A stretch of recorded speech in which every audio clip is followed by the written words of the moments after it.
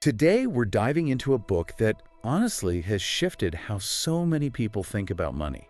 It really has made waves. Our mission to unpack how this widely recommended and sometimes pretty controversial book challenges the usual thinking about money and how it offers maybe a shortcut to a totally different financial viewpoint. A different way of seeing things, definitely. We're digging into key ideas from Rich Dad, Poor Dad by Robert Kiyosaki.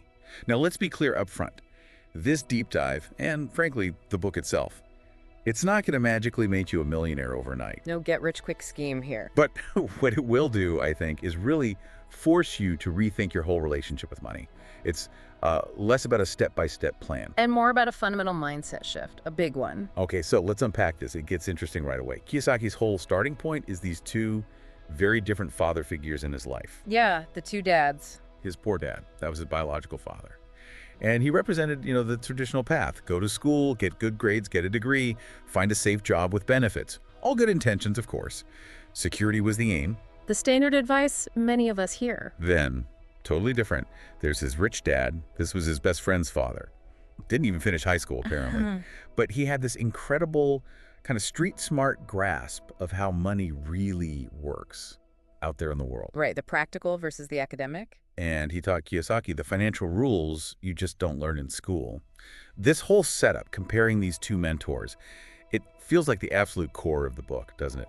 Why frame it like that? What makes it so effective? Oh, it's absolutely foundational because it immediately creates this philosophical clash, right? You've got the poor dad embodying the accepted way, work hard, earn your paycheck, secure, stable. The path most people are encouraged to follow. Exactly. And then the rich dad who, lacks the formal credentials, but operates on completely different principles. Principles that, in the narrative, lead to real wealth. What's so smart about it is the book isn't just telling you what to think. It lays out these two whole ways of life, these paradigms, and it kind of invites you, the reader, to step into Kiyosaki's shoes and just look at the results. It really challenges your own definition of what smart financial moves even look like. Okay, and that's where it gets really interesting, building off that clash. Kiyosaki rolls out these core ideas from his experiences. And the first one, it's a bit of a head-scratcher for a lot of people. The rich don't work for money. Yeah, that one stops people. Sounds wrong, almost. It sounds irresponsible, maybe, or just, impossible for most folks. What's the actual distinction he's making there? What's behind that provocative statement? It's a total reorientation. It's not just saying it. He wants you to think about the hidden cost of what he calls active income. It's not just the cash you earn, it's the time, the constant effort you trade for it. Ah, okay. The hours for dollars trap. Precisely. The real insight is about relentlessly looking for ways your money can make money, or your ideas, your systems, things that generate income while you're sleeping or, doing something else, moving beyond just trading hours for dollars. Right. Building systems, not just doing tasks. Exactly. That's the core shift. So if they're not working for money like most people, what are the rich focusing on? And that brings us straight to what many say is like the beating heart of his whole philosophy, his pretty radical way of looking at assets versus liabilities. This is huge in the book. Absolutely central. Most of us learn basic definitions, sure. But Kiyosaki, he boils it down to something brutally simple, maybe even uncomfortable. Does it put money in your pocket, or does it take money out? That's it. So clear. And it's not just like an accounting thing. It fundamentally changes how you see everything. Your car, your house, even your sneaker collection. Yeah, can you expand on that? Especially those everyday things we think are assets. So Kiyosaki just cuts right through it. If it makes you money, it's an asset. If it costs you money, it's a liability, period. Right. So that nice car, unless it's, I don't know, a taxi or delivery vehicle actually earning income, it's probably a liability. You're paying for gas, insurance, repairs, and it's losing value constantly. Okay, makes sense. That cool sneaker collection you love, liability, unless you're actively flipping them for profit, right? It's definitely a tough pill to swallow for many. I know it was for me at first, looking at my own stuff through that lens. But say a rental property, one that gives you a check every single month consistently. That's the goal then. That, Kiyosaki says, is a true asset. Puts money in your pocket. Yeah. Which, it raises a big question for you listening right now. Look around your own life. How many things are really assets putting money in? And how many are liabilities taking it out? Wow, yeah. Just making that distinction can be a real wake-up call. And it flows right into another big point, Kiyosaki's insistence that financial education is just, well, everything. He basically argues that schools, they teach you how to work for money, get a job. Yeah, the employee mindset. But they absolutely do not teach you how to make money work for you. He tells this story, it's really relatable, about learning more about parallelograms in school than about, like, credit scores. Huh. I remember that part. And he points out, kind of wryly, those parallelograms, they didn't help pay the rent. I have to admit, when I first read that parallelogram bit, I thought, yes, finally, someone gets my frustration with high school math. Right. But it seriously highlights a massive disconnect, doesn't it? It really does. Yeah, the implication of that gap, the one in traditional schooling, it's huge. It means becoming financially savvy. It doesn't usually just happen. You have to make it happen. It's a self-directed thing, a necessity, really. You have to actively seek it out. Absolutely. You have to learn how money moves, how it grows, how you protect it.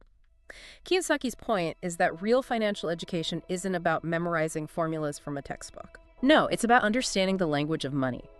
The rules of the game, the wealthy seem to know, the difference between just earning a salary and actually building lasting wealth.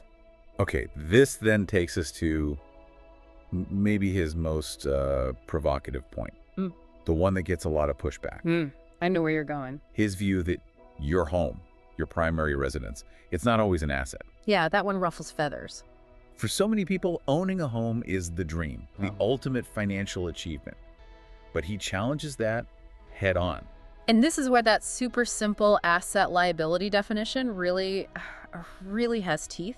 Kiyosaki's logic is pretty direct. Unless your house is actively making you money. Like how? Like you rent out rooms, or it's a duplex and you live in one side, rent the other. You're generating actual income. Cool. Otherwise, it often functions mostly as a big expense. It might feel like the dream, but financially, it's sucking money out for the mortgage, property taxes, insurance, upkeep, utilities. So it's a liability by his definition. Often, yes. Now, he's not necessarily saying never own a home. The deeper point is about understanding its financial role. Is it producing income for you? Or is it mainly consuming your resources?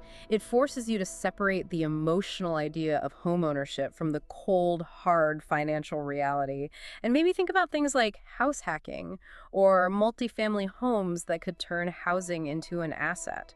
Got it. Okay, and finally, there's this concept that really pushes back against the standard career advice. Work to learn, not just to earn. Another mindset shift. Yeah, it's not about lacking ambition. It's about changing your priorities, especially when you're starting out. He suggests you shouldn't automatically chase the biggest paycheck right away. Right. It's playing the long game. So what kind of skills is Rich Dad pushing for here? And how does that fit into the bigger picture of building financial literacy? It's a really profound switch from just thinking about the next paycheck to building a long-term strategic toolkit. Rich Dad's advice was basically, take jobs that teach you critical skills, even if the pay isn't top dollar right now. What kind of skills? Foundational stuff, like sales, understanding how to persuade, marketing, how to reach people, basic accounting, knowing the numbers, communication, even understanding legal basics, skills that you can use anywhere, whether you work for someone else or, ideally, build your own thing. Oh, so it's about acquiring the tools. Exactly. It underlines the need to become truly financially literate. Not just earning, but understanding. Learning to read a financial statement. Getting how taxes work, at least the basics. Knowing what ROI means, return on investment, and how to figure it out. Okay. Kiyosaki uses this funny example, like, he probably looked at working at McDonald's not just as flipping burgers, Yeah. but thinking, how does this franchise system work? That's the mindset. Seeing every job as a chance to learn something that builds your financial intelligence. That's a powerful reframe.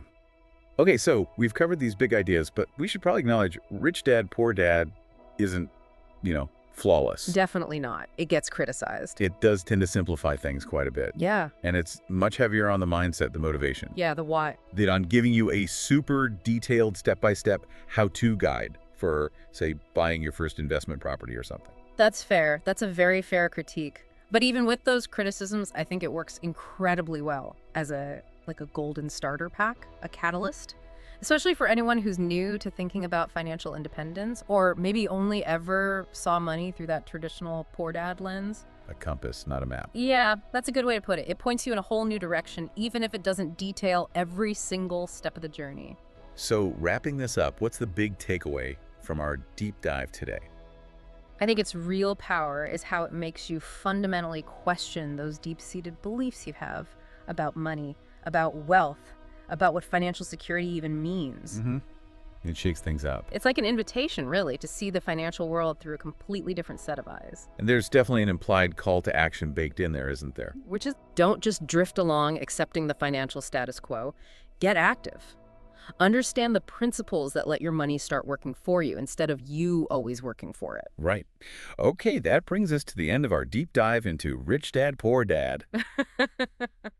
A powerful shift in perspective, moving from just earning to actually building assets that generate income. So, based on everything we've talked about today, here's something for you to think about. What's your definition of financial freedom starting to look like now? And maybe, just maybe, what's one small step you could take, perhaps even this week, to get your money starting to work for you?